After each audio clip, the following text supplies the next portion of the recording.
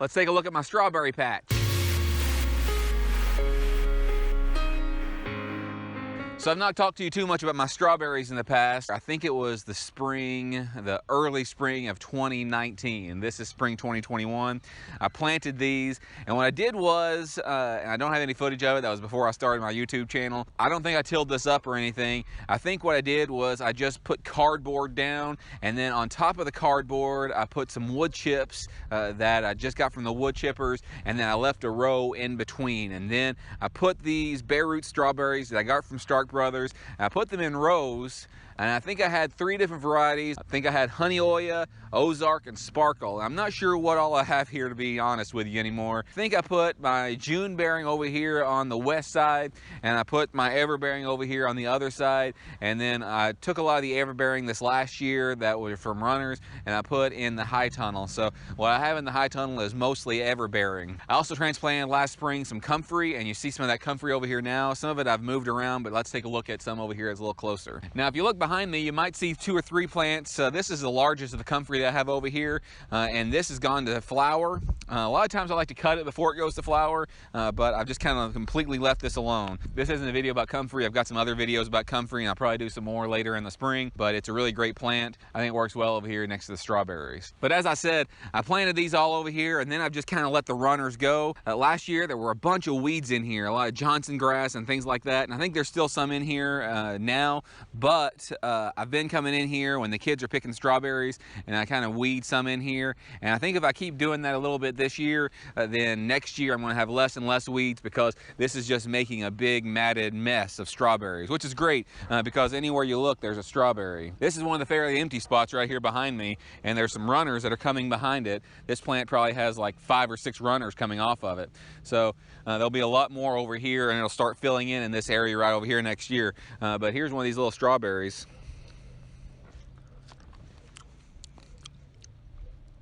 Delicious.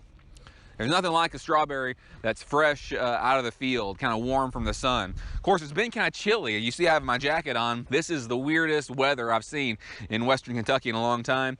It's still really very cool, and it's in the middle of May. I can't believe it. So things aren't really growing quite as well and fast as I want them to, but the strawberries are really thriving in this. Here's another one. See it? Delicious. Oh, man.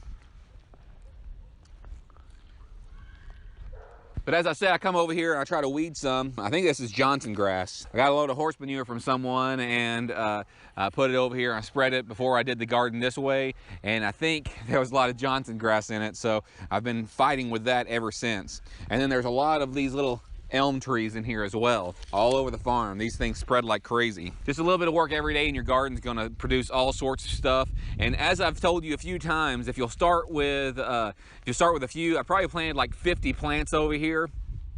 And these 50 strawberries have turned into literally hundreds. So this is really very productive. And again, everywhere I look, they're producing. Here's another one. Here's another one. Here's another one. Now in this section right here around me, if I wanted to, I could pick I could probably pick a quart, or maybe I could probably pick a couple of gallons from right over here, and I could do that just about every single day. But what we've been doing is just letting the kids kind of graze in here. They come out here in the morning and they pick some. Sometimes Rua and Chad will come over here and pick some. But these strawberries are really incredible, and this is going to give and give and give and give and give more. Let me bring you over here just a little bit closer and show you something. So I don't know how well you can see right here, but this is a runner coming off of this plant. Here's another runner coming off the plant next to it.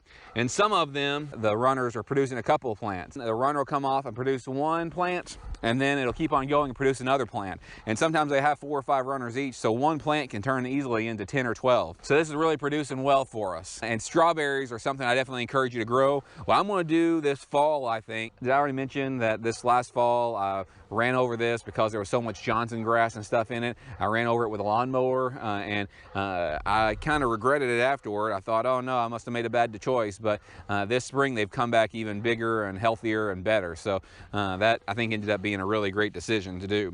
I did that this fall. They say to do that after you've got your last harvest, maybe in August or early September. But I think I did mine over in October. I didn't show you or tell you anything about it because I didn't know for sure if it was a good thing.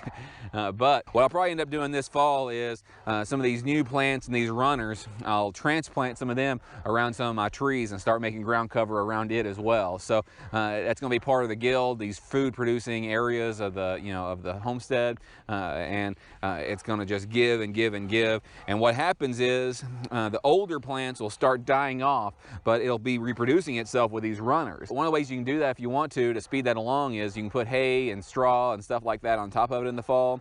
I haven't done this. This is really very rich because of all this wood chip mulch. Here's some wood chips that were here that started to really decay.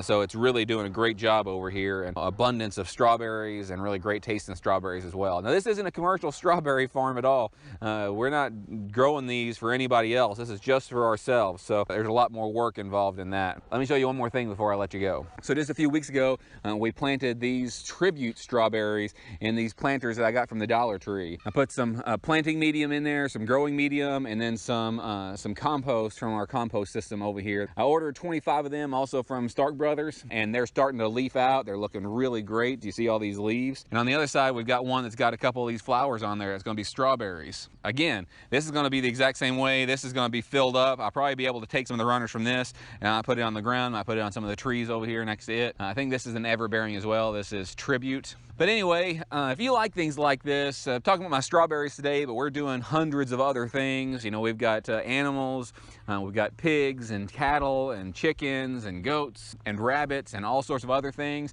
And then we've got all sorts of trees. Some of them are food producing, some of them are for lumber, and some of them are just for the soil. But we're really working hard here to try to create something. And although we're kind of early on, we'd love to have you follow us now and see the things that we're doing and hear your feedback. Comment down below if you have any questions or if you have anything to say. If you have anything to add, but definitely make sure to subscribe and hit that notification bell, select all, so you never miss that notification, so you can come back in a year or two and you'll be with us and you'll see all the things that we've done, and you'll see how much food we're producing from this place, really mainly just right here next to our house. And it's going to produce wonderfully for us, and it's going to be beautiful, and it's going to create soil, and it's going to be regenerative agriculture. That's a wonderful thing. So we do a new video every Tuesday, Thursday, and Saturday, and we'd love to have you at every one of those and comment and make yourself known here. Thanks.